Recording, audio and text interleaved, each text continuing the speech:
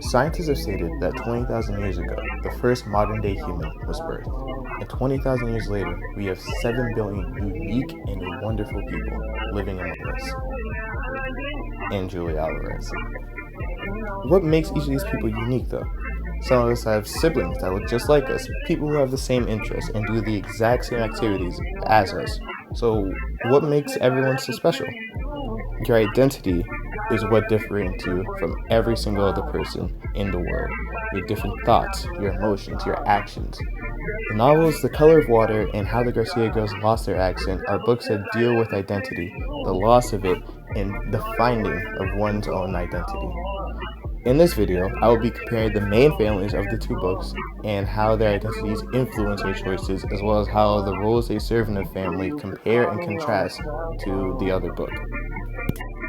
Now, without further ado, let's get into this. Firstly, we have arguably the most important household figure in any type of family, whether it be fictional, real, or autobiographical in this case. They birth us, nurture us, and give us everything we need. We have mothers of the book, Ruth McBride and Laura Garcia. Laura is a very strong woman. She cares deeply for her family and always looks out for them, such as when Yolanda was having boy withdrawal to the point of hospitalization, or when Sandy took her dieting just a little bit too far and went monkey mode. No matter the challenge, she is always there to help her family. However, she doesn't completely put her family over herself. She tried to invent to give herself something to do when the family moved over to America. She also tried to do real estate just so she can find her own independence, which is completely fine for her. But she did kind of push her kids to the side for both of those gigs, which made them feel a little bit left out and not loved by their mother, which they did eventually complain about in the book, which is not the best showmanship of motherhood. There is also when one of her girls were flashed by a pedophile, and then she promised to not get her involved with the police, and then 2 minutes later when she was called a citizen, she immediately got her child involved with the police. So not the best mothership, but you know, it's there. It could use some work from the second mother, Ruth.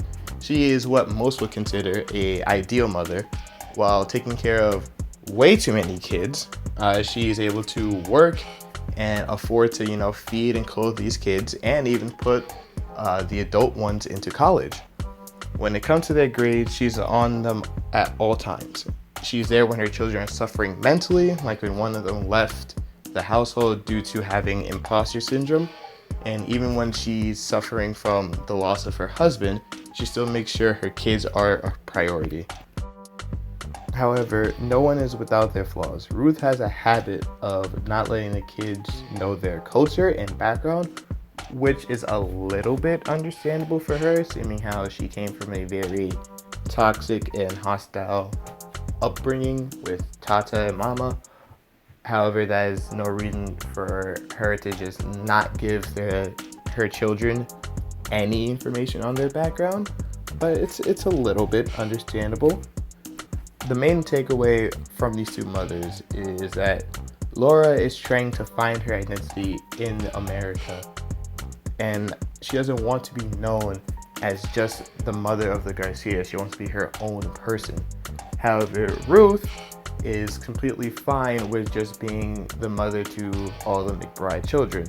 She just wants the best for her children, and she doesn't want anything for herself because she's still carrying the weight and trauma of what happened in her past life, and she just wants to leave all that behind. Now we move on to the men of the households.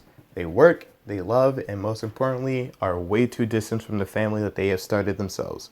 We have Hunter Jordan and Carlos Garcia. Now, after not reading the book, I can say with pure confidence that Carlos will go down as one of the fathers of history. He does put himself as the protector of the family, which is a good trait to have, saving his family from Trujillo and the secret police in DR, as well as trying to give the girls everything that he can because he takes the blame for actually moving the family out of DR, even though it was to protect them. He still feels guilty, and he tries to make up for that, which is good fathership traits.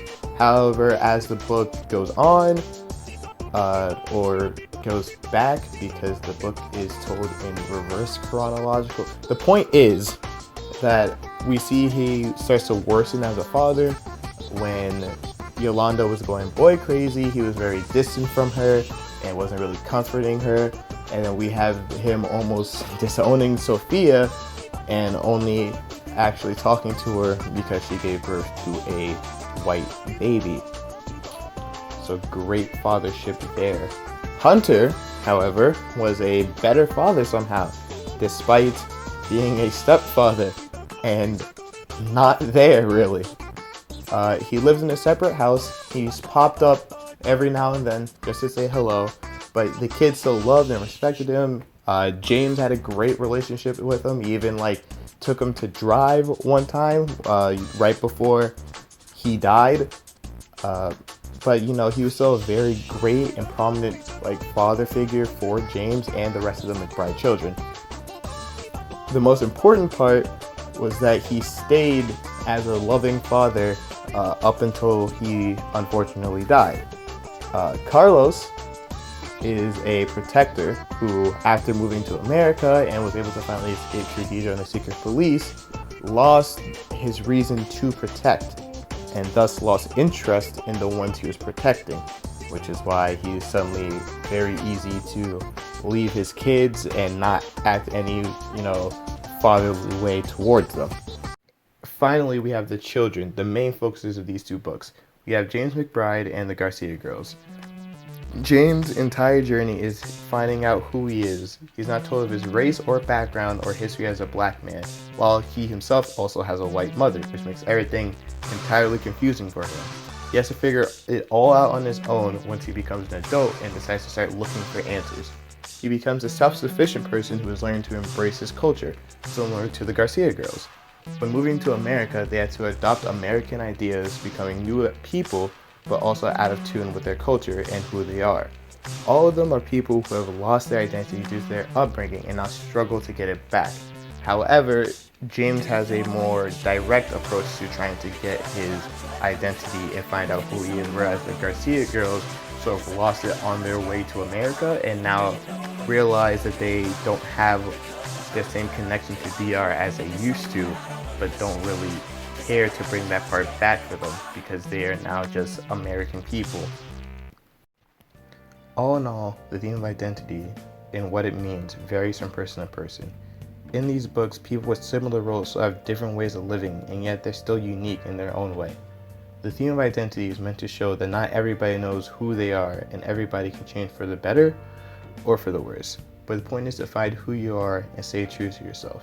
That, to me, is the true meaning behind these novels.